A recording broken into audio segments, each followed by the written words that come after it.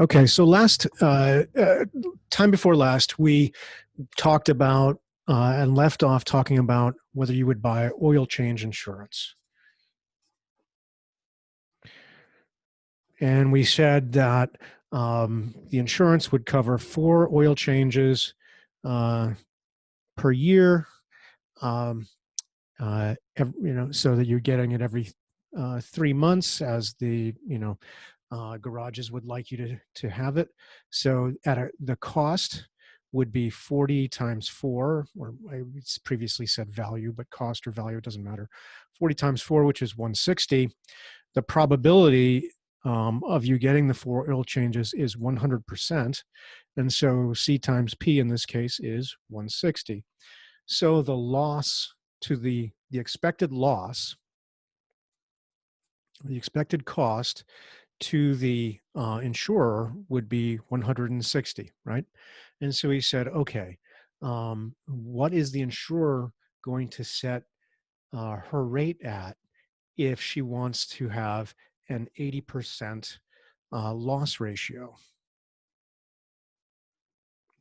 And so we said you'd take 0.8 times P for premium is equal to 160, the expected loss, right?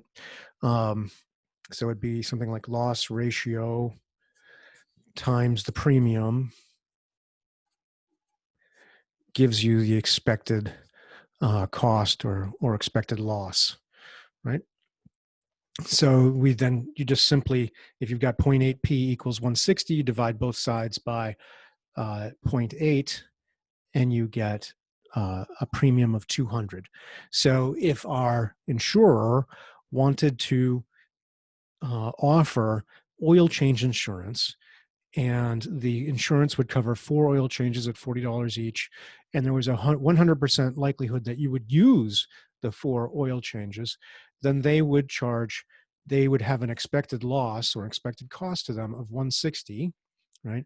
And if they needed to have 20% go towards administrative costs, which would include profit, as well as the actual processing of the claims and paying Jiffy Lube and so forth, then they would have to charge you $200 per year for your insurance. So you're basically paying an extra $40, or the equivalent of 5 oil changes, to get 4, and here I would call it free oil changes, right?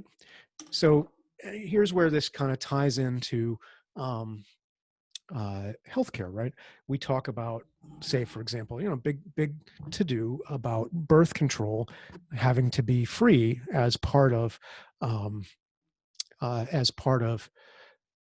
a any health insurance offering now, but it's really not free, because it, like oil changes, birth control, and I'm picking on birth control, but you can pick something else. You can pick, chronic medications or annual physicals, right? If it's required that physical exams, annual physicals are included in the premium, then that makes it 100% probable that you're going to get an annual physical. And so the cost to the insurer is going to be equal to whatever the cost of providing the physical is. And so therefore, they're going to include that in their expected loss. And so in order to set an appropriate premium, they're going to increase the premium with respect to your expected and really basically known medical expenditures. So it's not free. You're just paying for it through your premium. And not only are you paying it through your premium in the form of the expected loss, but you're paying, in this case, a 20% premium on top of your premium, if you will, right? So to get those quote 4 quote unquote free oil changes, you're going to pay an extra $40, which is the equivalent of a 5th oil change. And so what the oil changes wind up essentially becoming are prepaid expenses. Prepaid expenses. And a lot of dental insurance amounts to this, right? Because dental insurance gives you say, two, quote, free, right? I'm doing my scare quotes here, free cleanings, along with two, one set of, say, free, bite wing x-rays, um, per year. It's not really free, right? The dentist isn't doing that for free. They're charging you through the insurance company. The insurance company is agreeing to pay the dentist for the two cleanings and the set of and the bite wings, and then they're charging you the full amount of the cost of the totally predictable uh, uh, cleanings and X-rays, and they're tagging on a percentage to cover the administration and profit for them doing that for you. So most dental insurance is really an example of prepaid expenses. It's not really insurance. So now we're going to talk about, so I call it pure insurance as opposed to, say, prepaid expenses. Most health insurance is really a combination of prepaid expenses, right, and pure insurance. So let's talk about what makes what I've been referring to as pure insurance. So what are the basic characteristics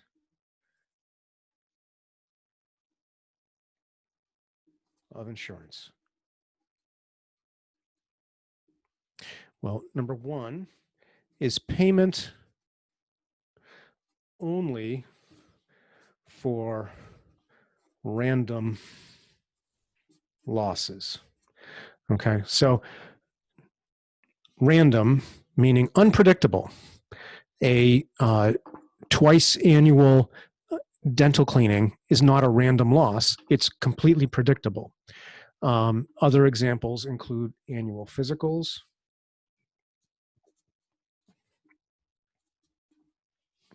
birth control, chronic medication, immunizations. All of these things are good. Don't get me wrong. I'm not saying that they're not good and useful and people shouldn't have them. I'm saying they're not random.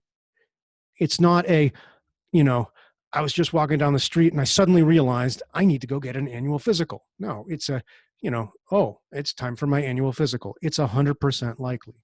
So these are predictable, right? What would be random? Right. Well, that would be predictable, and these are essentially prepaid expenses. What would be random? You break your leg skiing,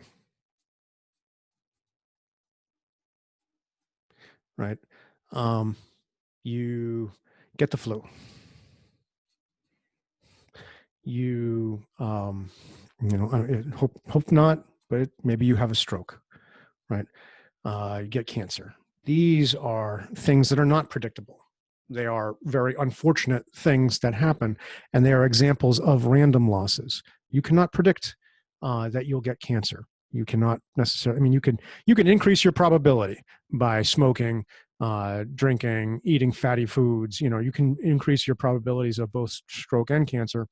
You can, increase your chance of getting COVID by going to a fraternity party and not wear a mask. You can increase your probability of breaking your leg skiing by going skiing.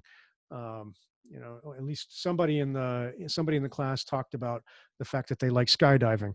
Skydiving is definitely one of those things that increases your likelihood of a random loss, but it's still a random loss, right? Nobody goes skydiving expecting to not have their parachute open. Okay, so first characteristic of true pure insurance is payment only for random losses, not for predictable prepaid expenses like semi-annual dental cleanings and annual bite wings or any of these other examples. Okay? So again, not saying it's not important, not saying that everybody shouldn't get those things. I'm saying that's not insurance. Okay. Two, insurance functions by pooling losses. So by pool, what I mean is it brings large numbers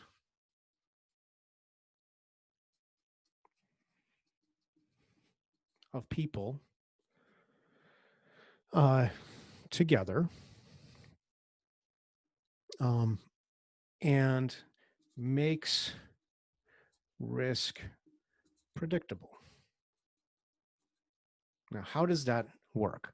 Well, let's imagine that I think we talked previously about our original insurance example. We said there is a 1% chance of a $20,000 loss, right? And a 99% chance of zero loss, right? This was our medical example. You're either going to be healthy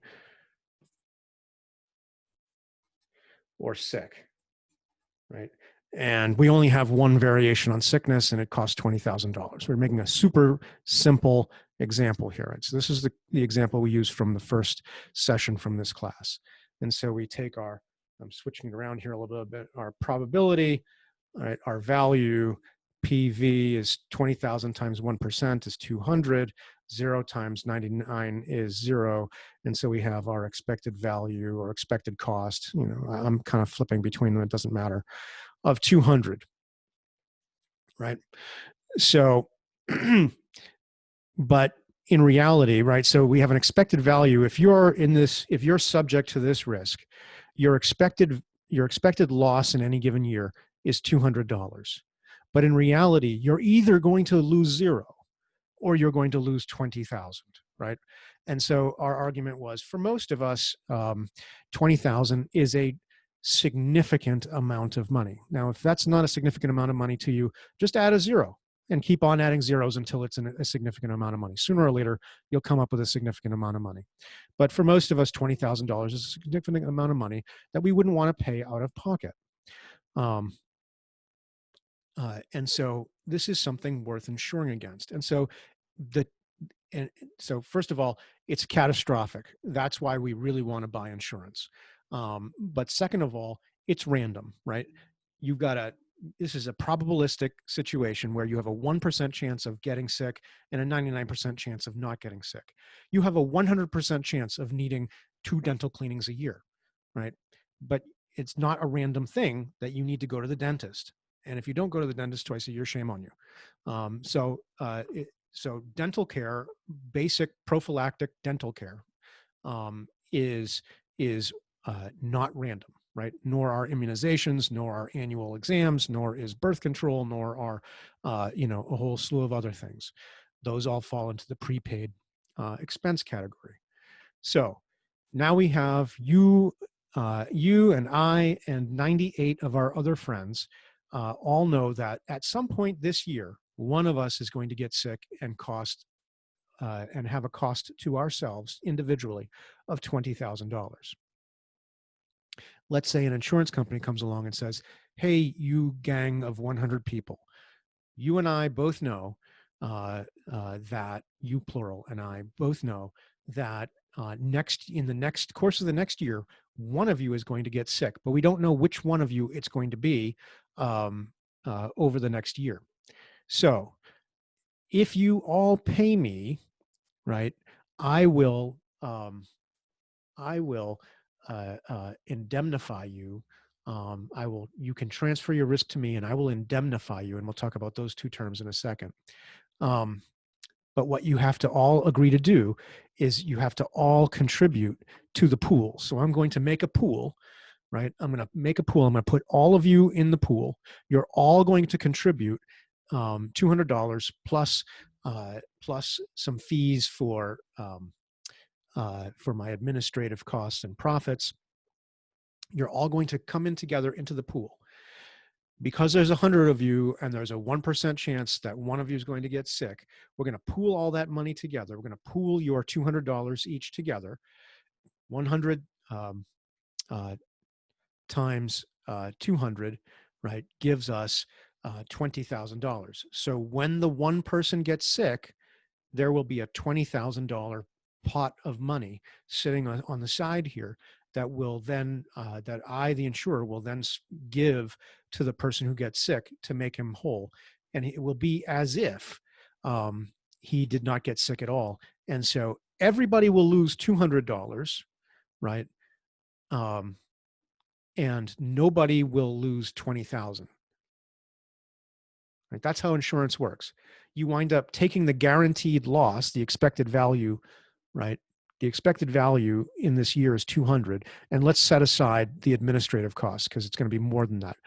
But everybody loses 200 instead of 99 people losing 0 and one person losing 20,000.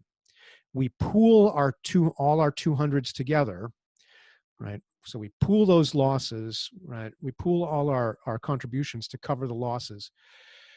And the pool, everybody in the pool agrees that we'll contribute to cover the one person that does in fact have the loss. So the one person that winds up getting sick does not face a catastrophic loss. Now, when we're talking about a 1% loss, that's still a chance that we could roll the dice 100 times and not come up with, the one, right? So we could do a random, so it could go, we could go 2 years without having to pay out for a loss. And then in year 3, we might have 2 people or 3 people or 4 people get sick. So the pool, right, when you have a small number like just 100 and it's a 1% probability, you're still not getting to the level of, large numbers make this more and more predictable. So instead of what the insurer would go after is, I don't want a pool of 100 people. What I really want is a pool of 100,000 people. And then, in my units of 100, I become practically completely predictable, right? I mean, it'll vary a tiny, tiny amount when I've got a big number like this. The random variation tends to cancel out the bigger your pool of participants is. And this is actually called the law of large numbers in statistics. And what it means is random variation is canceled out in very large numbers. So when we're dealing with a 1% probability, and we have 100,000 participants in the pool, then that 1% becomes very predictable. Most likely we're going to have 1,000 losses. Maybe it's 998 this year and 1,005 next year and 997 the year after that. But that variation becomes very small, right? Relatively speaking. And so pooling implies sharing of the loss by the group. Sharing of the loss by the group. Right? It's not really the insurer that's losing the money, right? The insurer collects all your money and then pays the bill when it comes due, but it's really the group. Everybody is losing 200.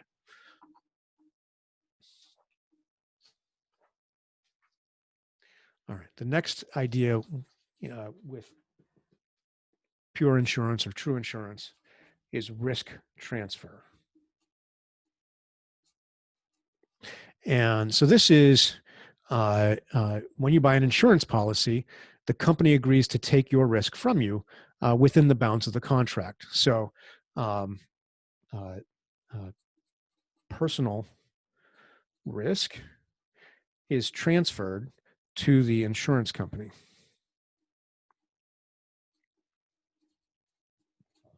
And this is within the bounds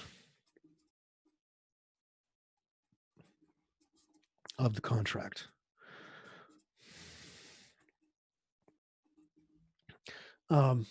So risk of financial loss, right? Of course, from illness or injury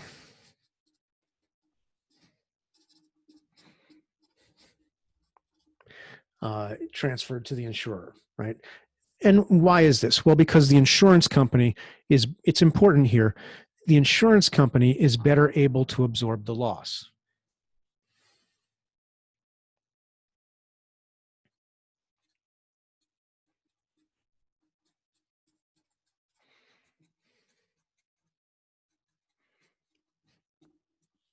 And that's because they pool. So the insurance company pools risk, right, which we just talked about. And so it holds all the premiums.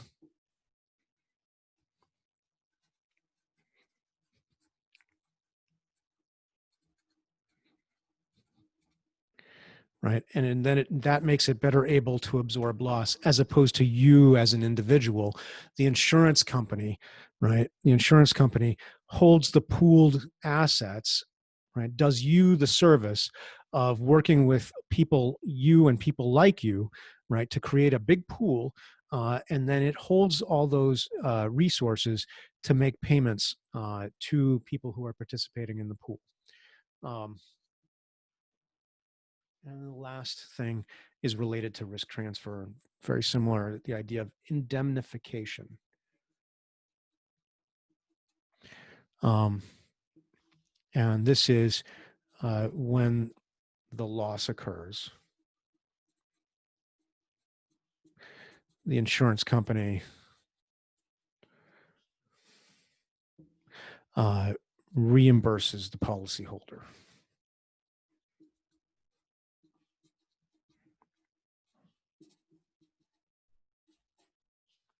Who was indemnified.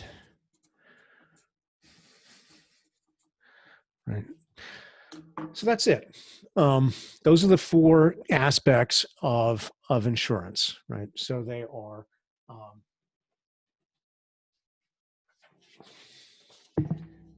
payment only for random losses, the pooling of the losses into a group, right? Risk transfer from the individuals to the insurance company, and then finally indemnification, so that when something goes wrong, the insurance company makes the individual insured whole. Okay, so those are the four elements of pure or true insurance. And note that none of them involve prepaid expenses. So let's talk about a couple of problems that we have with insurance. The first one is called moral hazard. Moral hazard. Right. Moral hazard comes about so that as a result of risk transfer.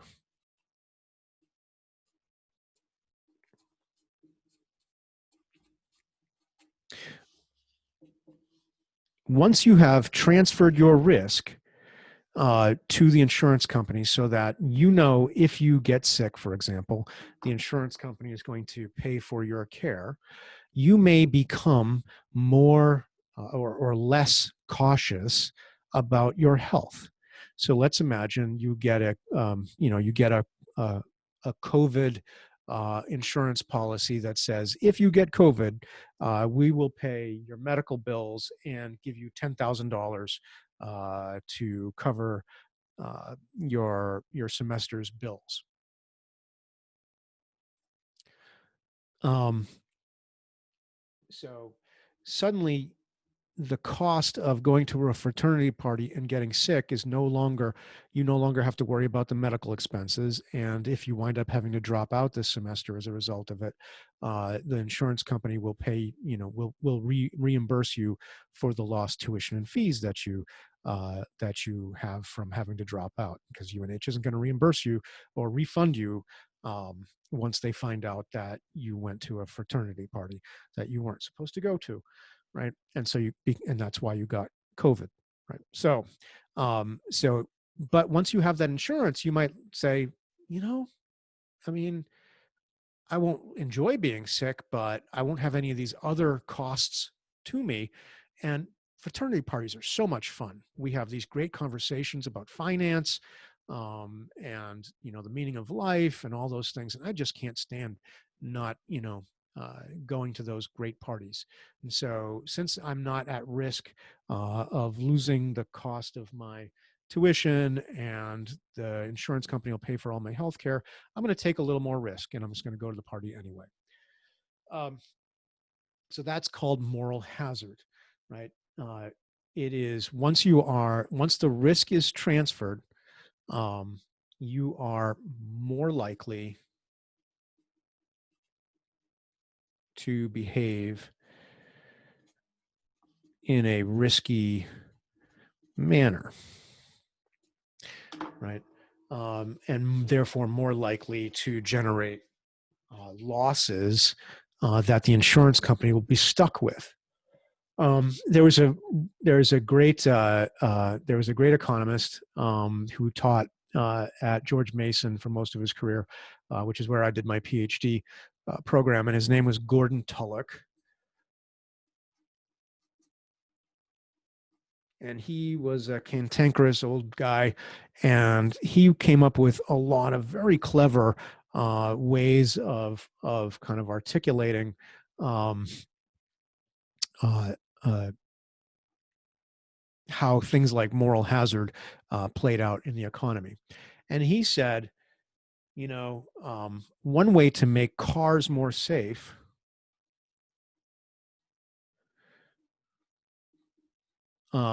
would be, instead of putting seat belts, he said, get rid of the seat belts, right? Put a spring-loaded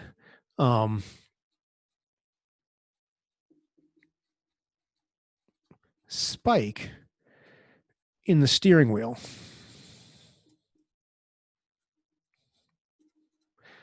So that, like you're in your little car, right?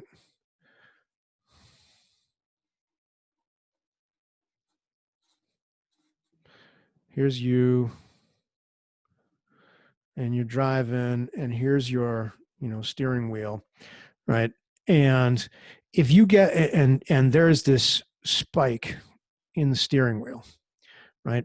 And if you get in an accident and, you hit the front of your car, this spike shoots out of the steering wheel and impales you through the chest.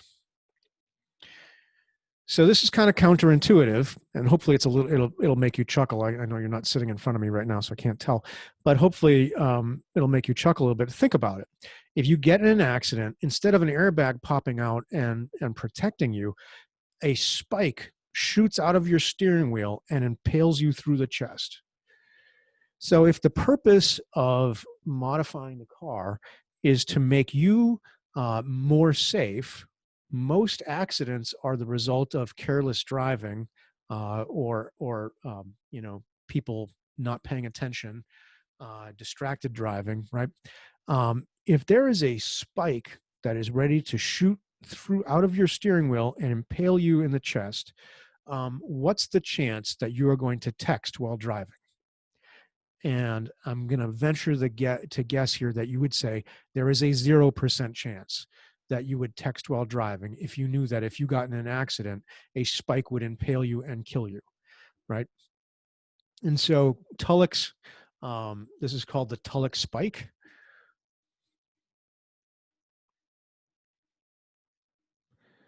And his argument was basically cars are getting safer and safer. We've got, anti-lock brakes, we've got seat belts, we've got airbags, we've got early warning thing, all kinds of stuff, making it safer and safer for the driver and passengers. But that's still a, 2-ton hunk of steel and alloy and plastic rolling down the highway like a massive projectile. What's it going to do to, what are all these things doing to protect pedestrians, or other cars for that matter? And the answer is nothing, right? They protect the people inside the car, but they don't protect the people around the car. And so if you really want to make driving safer, you raise the cost of getting into an accident to the driver. This is the reverse of moral hazard. So instead of transferring risk away from the driver, you transfer risk to the driver. But car insurance, like airbags, anti-lock brakes, and seatbelts, is a form of risk reduction. And the result is we tend to take more chances driving. People drive faster when they feel safer in their car. And that just shifts the risk from the passengers in the car to the people, right, in the street and around them. So that's moral hazard. Another example of, so I've given you two examples of moral hazard, one being, automotive moral hazard. As it gets safer for you, you take more risk. With insurance, if you have health insurance, you're more likely to take more risks with your health. Those are examples of moral hazard. Another example of moral hazard comes from a interview I did with the COO of Cherokee Health Systems,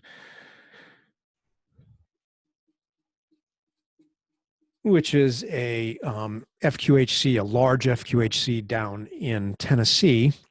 And the COO was talking about a woman that they insured. So they have they run their own health insurance program. And they were talking about an old woman who lived alone, who was one of their patients. And they had a risk arrangement. Sorry, not health insurance. They had a risk arrangement where they had to pay for any care that their patients got outside of their system.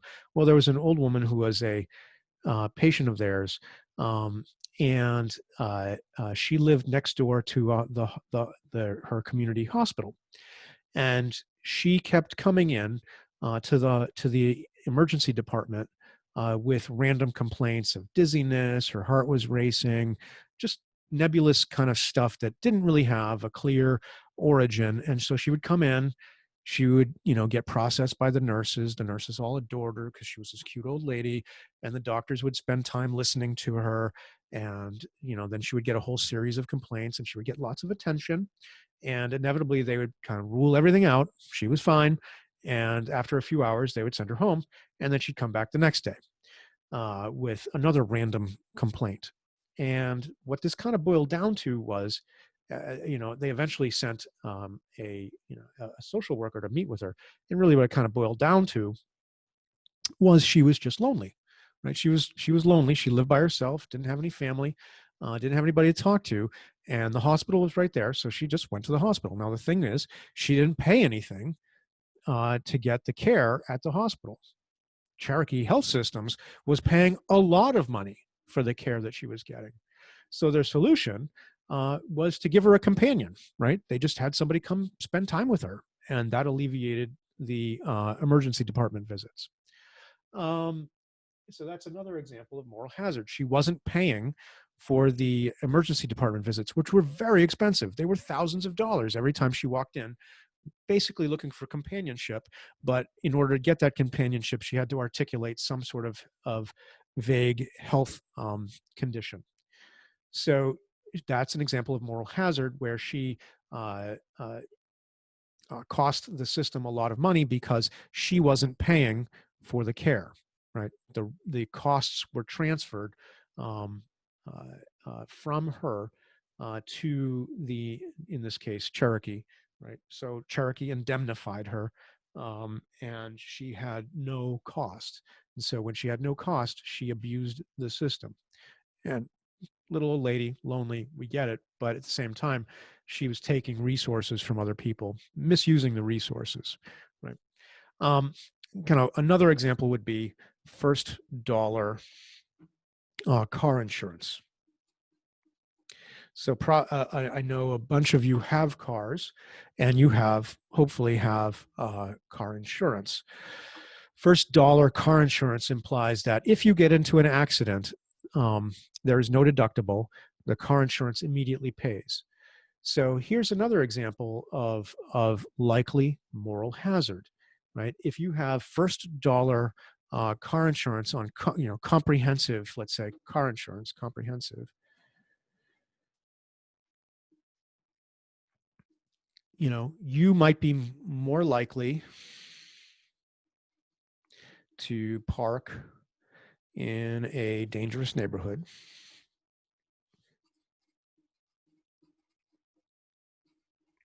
right? Where maybe your car is going to get keyed, right? Which means somebody takes a key and scratches your car, or graffiti on it, or somebody's going to steal the tires and leave you sitting on blocks, right? But you don't care because all you have to do is call your insurance company and say, "Hey, my car got keyed. I got spray painted. Somebody stole my tires." The car insurance company is going to reimburse you 100% for your loss. So we use deductibles, right? This is part of why we use deductibles and copays to alleviate moral hazard to some degree.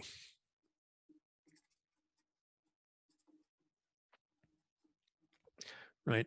A deductible is you don't get, the insurance company doesn't pay the first dollar. You have, say, a $500 deductible. So the first, if you have $1,000 in damage as a result of parking in a dangerous neighborhood, right, you pay the first 500, and then after that, the insurance company pays part of the next $500. Copays, coinsurance is the other.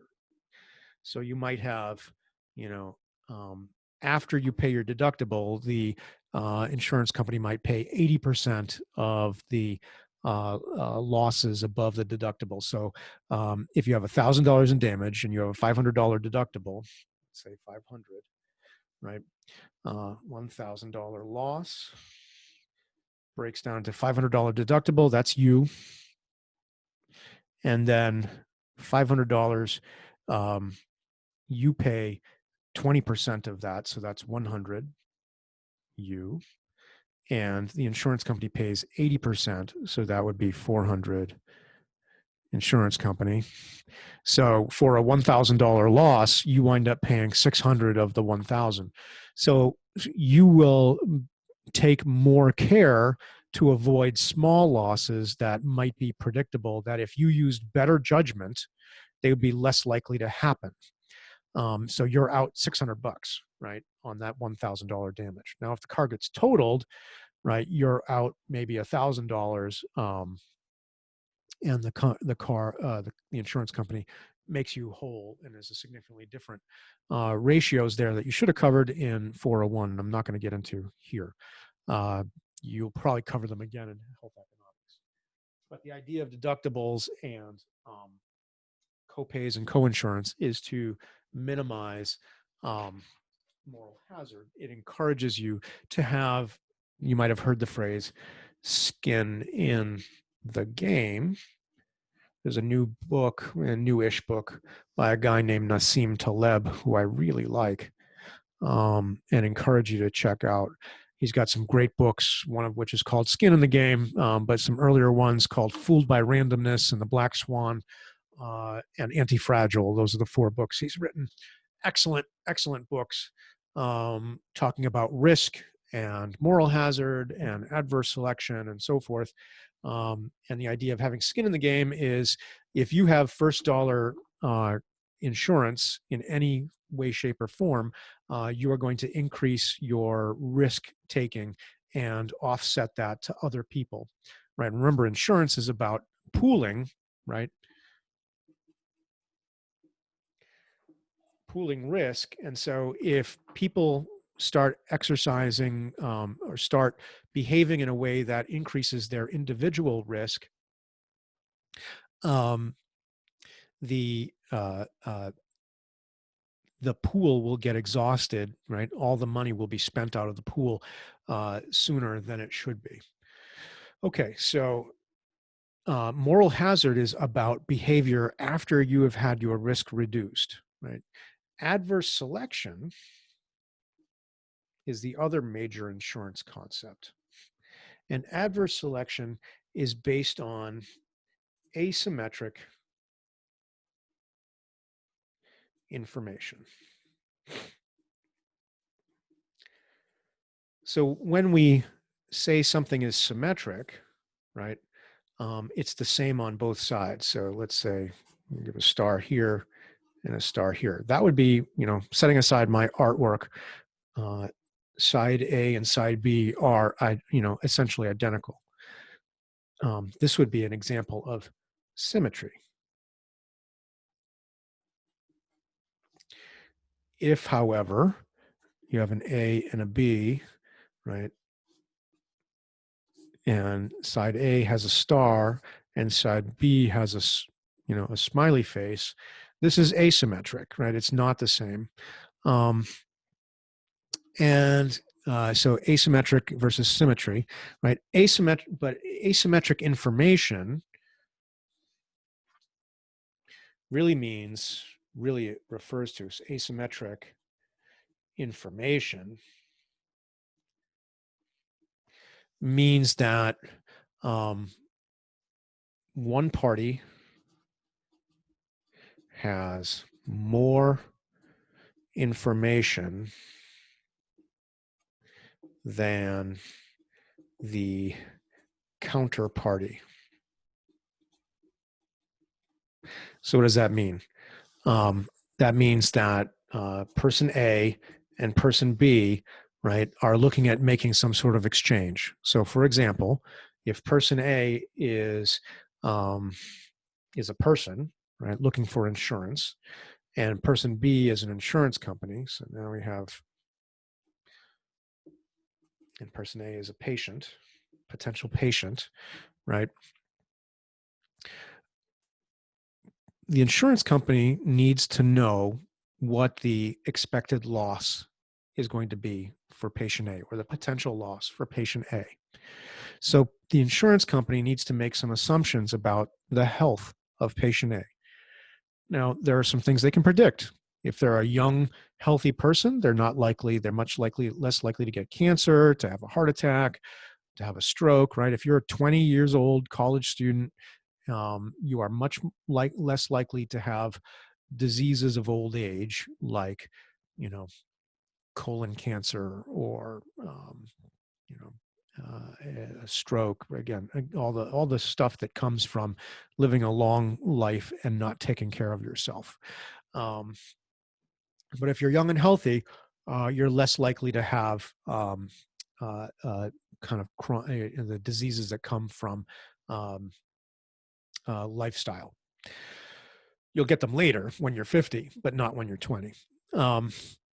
The things that 20-year-olds do get more often than 50-year-olds is they get involved in more car accidents and other, accidents because you're out skiing or jumping off, bridges with your friends and into the water, or, things like that. So you get into more accidents as a young person, but that's largely offset from a healthcare perspective. That's pretty random and it's relatively low. Whereas the elements of lifestyle-induced illness are much more significant from age. You spend 50 years smoking, you're going to most likely cost the insurance company a lot of money.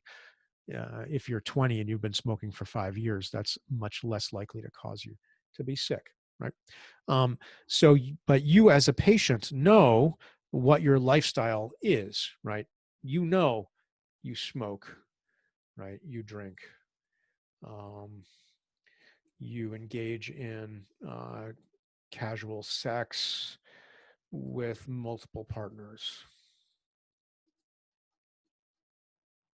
right? These are all things that will cause you to have a much higher probability of having medical expenses. Alternatively, you eat kale and nothing but kale, right? You run marathons. You do yoga, right? you have a, resting pulse of, say, 45, right?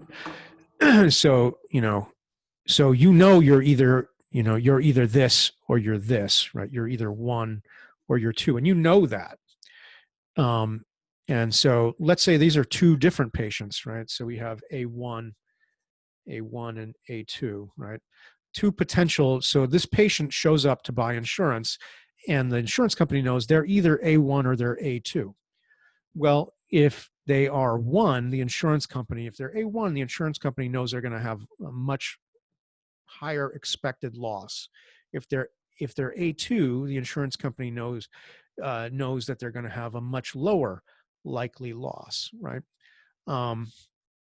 If you're one, you're probably going to, get, you're going to drink too much, and you're going to, fall down and, at a party, fall off a balcony or something and break your leg.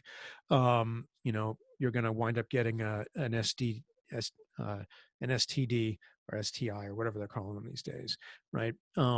You're more likely to get, some sort of respiratory illness if you're a smoker, right? So insurance company knows if A is actually A1, then that person is going to be very expensive. Or that person could be A2, where they eat nothing but kale, they run marathons every day, they do yoga for entertainment, and they have a resting pulse of 45. This person is probably not going to cost them anything because they live a quiet life of monkish excellence, right? And so they probably won't see the doctor at all. The problem is the insurance company has to figure out, are they A1 or is A actually A1 or is A actually A2? And if they don't, if the person comes in and is able to convince the insurance company that they are A2, but they are actually A1, then the insurance company is going to bill them a lower premium, right? This person gets a low premium. This person gets a high premium, right? The problem is the insurance company has asymmetric information. The patient knows if they're a A1 or an A2, but the insurance company doesn't. And so back in the day, they used to do extensive medical exams to evaluate whether you were they would figure out whether, as best they could, whether you were an A1 or an A2, and they would set the policy appropriately. Right. Uh, and this is true across, all different kinds of insurance. So if you're buying car insurance, they want to know, are you, do you speed? Do you, do red lights just mean slow down as opposed to stop? Right. Or are you, always wear your seatbelt? You always, stop at at stop signs and red lights, and, and even when it's the light looks like it's going to turn yellow, you're going to start slowing down, right? That's, are you a super safe driver or not? And the insurance company adjusts based on that. And if you've ever been in an accident or you've gotten a series of tickets, you get those points. The insurance company raises your rates as a result of because then they have evidence, and it's no longer asymmetric. They now have evidence as to which individual you are, and they can raise their rates. So the problem is it's hard for a health insurance company to observe whether you are one of, which one you are. And so that's where asymmetric information comes in. And so the insurance company has to set a higher rate when it has a pool of people that include A1s and A2s. It has to set a rate that's going to be high for A2 and low for A1, because it tries to kind of split the difference. All right. So that's asymmetric information. The problem is the insurance company doesn't know the true riskiness of the individuals in the pool, and so it has to make its best guess. All right.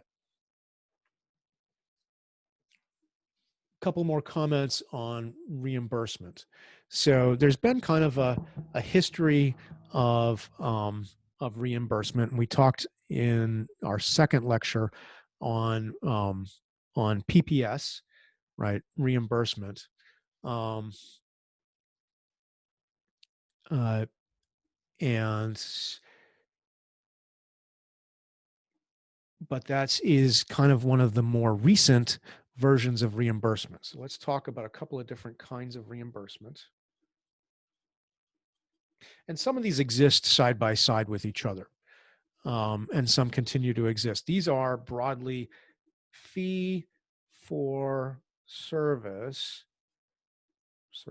has an R, service, or FFS. I'm going to use that acronym FFS a lot, fee for service, right? This means that you get paid for doing something as a provider. So the first one is cost-based reimbursement. This is the provider provides care and gets cost plus. So that's a plus, not a T. Cost plus. So this is what critical access hospitals get.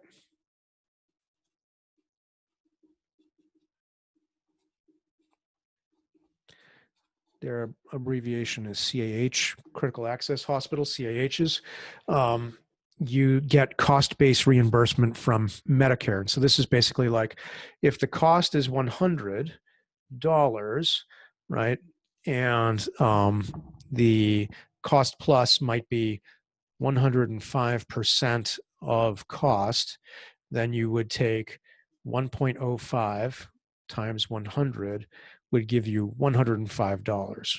So if it in cost-based reimbursement, there is some plus up that the provider gets. So if it's a 5% plus up, right, you get the extra. If it costs 100, the reimbursement would be 105, and so the profit is 105 minus 100 or 5. Right? So that's cost-based reimbursement, basic idea of cost-based reimbursement. We have charge-based reimbursement,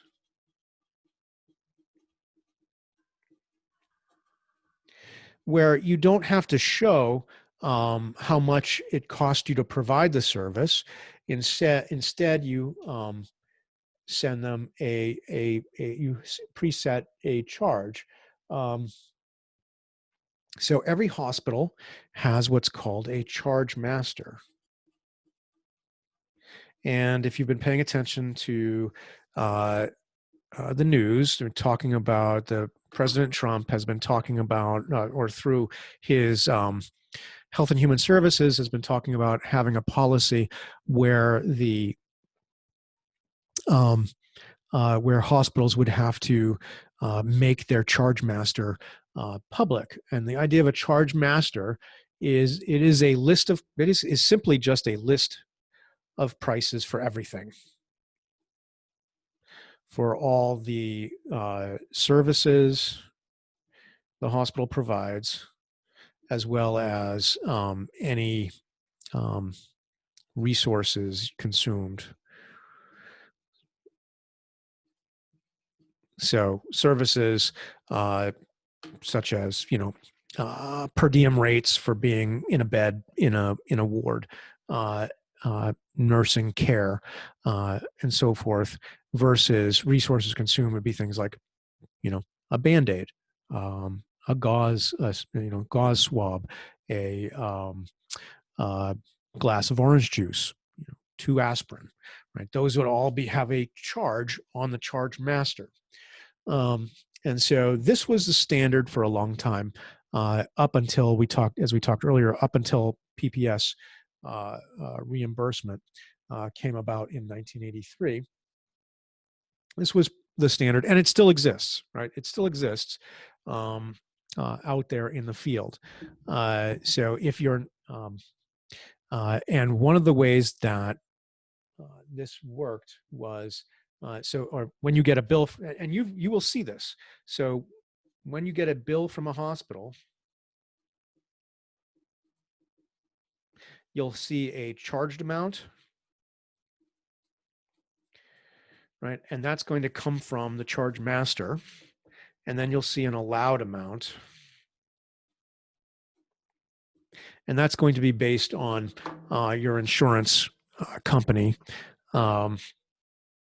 And so the charged amount will be, let's say, $100, and the allowed amount might be $25, right? And so you will wind up paying, or your insurance company will wind up paying the 25.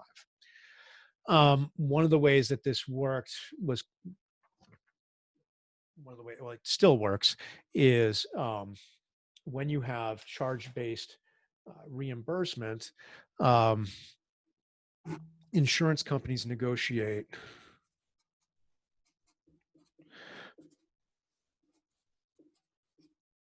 discounts. And so they might be a percentage of, typically it's a percent of charges. So if an insurance company is negotiating a discount, they might say something like 60% of charges, right? Meaning they'll pay 60% of charges, or $100. And it would be something like, the lesser of $60% of charges, or $100. Right. So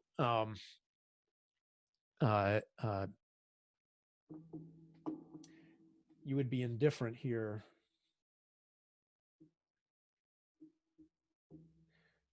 The charge master, if a clever CFO would then set the charge to equal $166, right? Because that would maximize billing. If they set the charge at 166, 0.6, 60% of 166 is going to be 99.6. That's a rounding error. It's going to be approximately $100, right? And so when they send the bill to the insurance company, if they send them a bill for 166, they're going to get $100. If they send them a bill for 150 times 0.6, they're going to get $90, right? If they send them a bill for 200 times 0.6, 120, the insurance company is going to say, no, we'll still pay you 100. So they're going to want to set the price at least 166 so that they can get the maximum reimbursement, which the insurance company set as 60%, or the lesser of 60%, or $100. The problem with a charge-based reimbursement is if you are, so this is all fine if you have insurance, your insurance company negotiates all this for you. But if you are uninsured,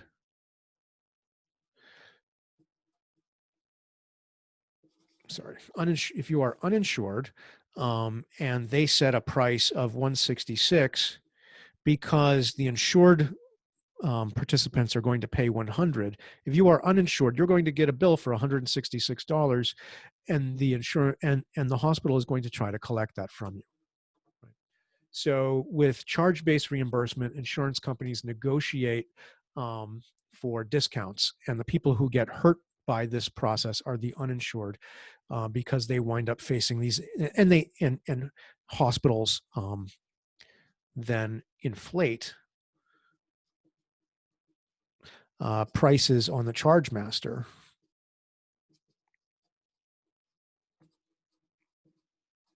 to maximize reimbursement.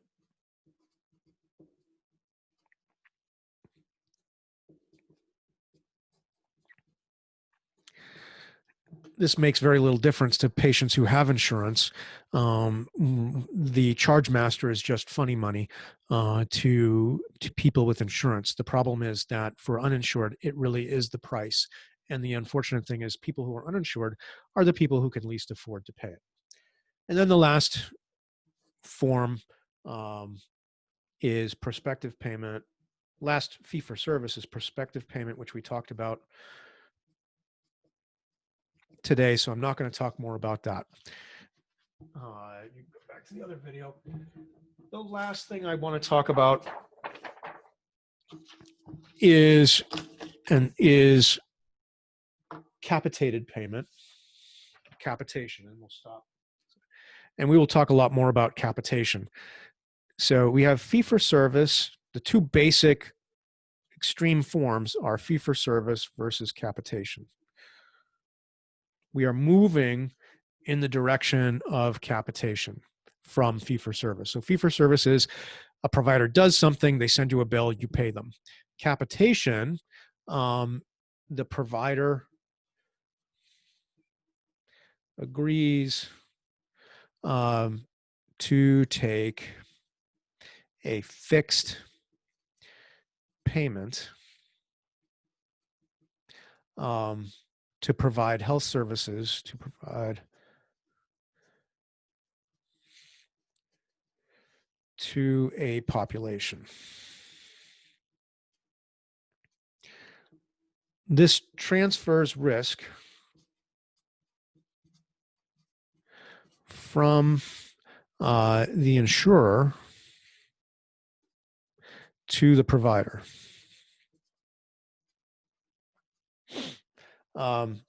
The provider receives a per member per month pay or PM payment from the insurance company. And the provider agrees to provide all the, in pure capitation, the provider agrees to provide all of the care for all of the covered members or covered lives. So you are a covered life, right, for that per member per month payment. So let's say they agree to, they agreed to provide all of the care to the covered lives for $100 per member per month. So you would get, if there are 100 members and the PM is $100, they would get 100 members times $100 times 12, right? Which is 100